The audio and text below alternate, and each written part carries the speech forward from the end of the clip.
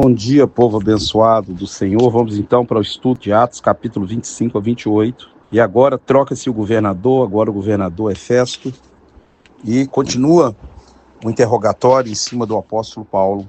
Quando o governador vai até Jerusalém, eles continuam acusando o apóstolo Paulo diante do governador, pedindo ao governador que transportasse Paulo de Cesareia para Jerusalém, mas o intuito deles era assassinar o apóstolo Paulo. Depois você leia Mateus capítulo 10, que Jesus falou que seriam levados diante de reis, de autoridades, para darem testemunho do nome dele. Seriam açoitados nas sinagogas. O cristão de hoje não aguenta nada, mas o cristão daquela época era testemunha do poder de Deus. O governador fala para os sacerdotes lá, que levassem acusadores para Cesareia. E ele, então, quando ele sobe, os judeus também sobem com seus sacerdotes, com seus acusadores, e ele manda trazer Paulo diante dele. No verso 7 diz que os judeus traziam graves acusações contra Paulo, só que não podiam provar. Tudo mentira. O governador pergunta para ele se ele quer ir para Jerusalém para ser julgado. Ele fala para o governador: se eu tiver cometido algum agravo, algum crime contra a lei dos judeus, eu estou pronto para morrer. Mas se eu não tenho agravo nenhum, eu apelo para César.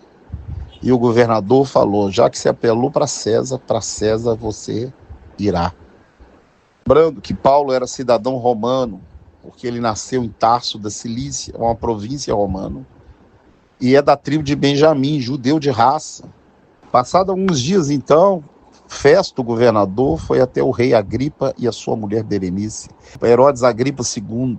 Festo começa a falar para ele sobre o apóstolo Paulo, que não viu nesse homem agravo algum na lei romana e nem na lei judaica. Então o rei Agripa, Herodes Agripa, queria ouvir também o apóstolo Paulo. A palavra de Jesus em Mateus 10, que seriam levados diante de reis, de governantes, para serem testemunhas. Isso estava se cumprindo na vida do apóstolo Paulo. E ele fala, Festo, os judeus têm severas acusações a respeito do apóstolo Paulo. Não me parece razoável remeter um preso para o imperador sem escrever as acusações que pesam sobre ele. O rei Agripa dá direito ao Paulo de falar. Ele agradece o rei e fala: porque eu sei que o rei conhece as tradições. Herodes Agripa é descendente de Esaú. Então Paulo fica feliz por poder expor para ele a sua defesa. Ele fala: desde pequeno eu vivi segundo os nossos pais, sendo fariseu zeloso da lei, a seita mais severa que havia na comunidade judaica naquela época. Paulo era um seguidor ferrenho dessa seita. Estou sendo julgado pela esperança da promessa que Deus fez aos nossos pais, que haverá ressurreição dos mortos, da vida vindoura.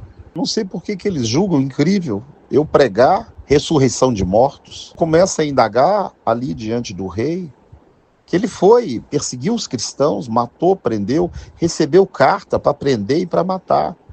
Mas que ele vai ter um encontro no caminho de Damasco com Jesus, o Nazareno. E uma voz falou com ele: Saulo, Saulo, por que você me persegue? Interessante que a voz falou em hebraico. Quem persegue você, que é a igreja dele, persegue o próprio Cristo. Jesus, ele é intocável. Mas quando o diabo quer ferir o corpo de Cristo, ele fere o verdadeiro cristão, que é o corpo de Cristo.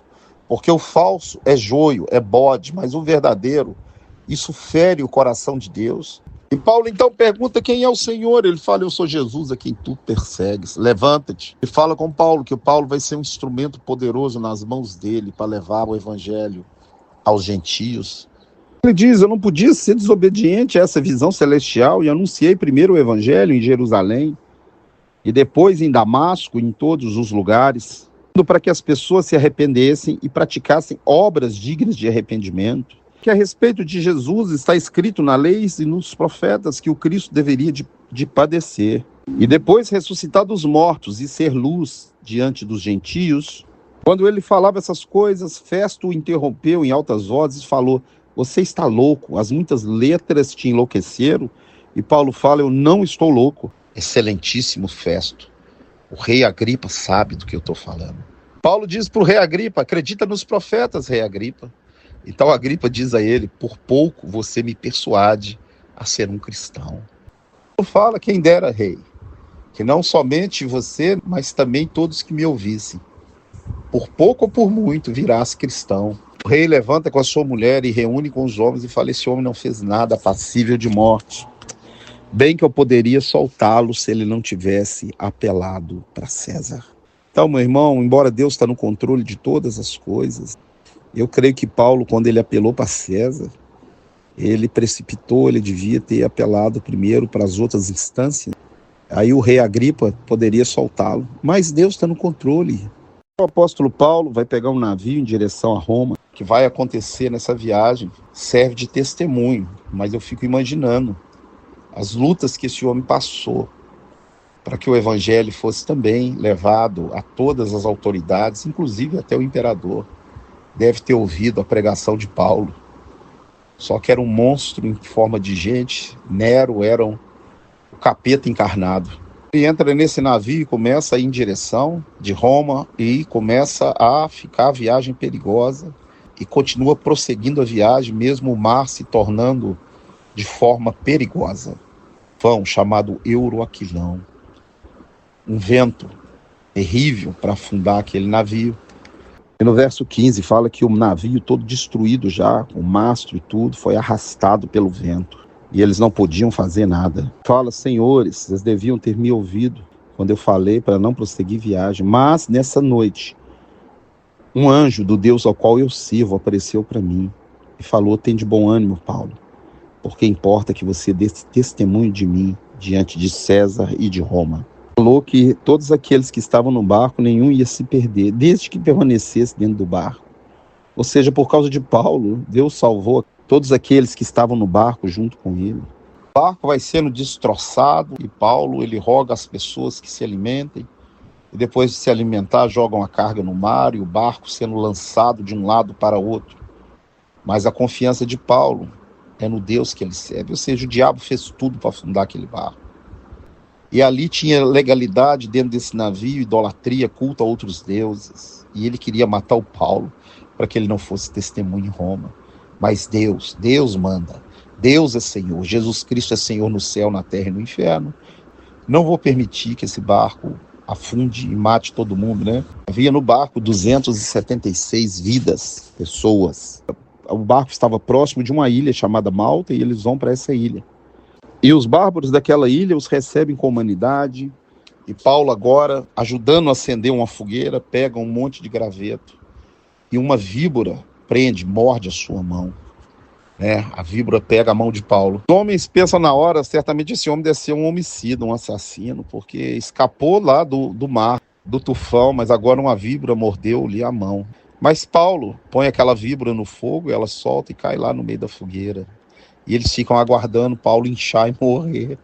Só que nada acontece. Jesus falou: em meu nome expelirão demônios, pegarão serpentes e escorpiões, terão poder sobre todo o poder do inimigo e nada, absolutamente nada, vos causaria dano.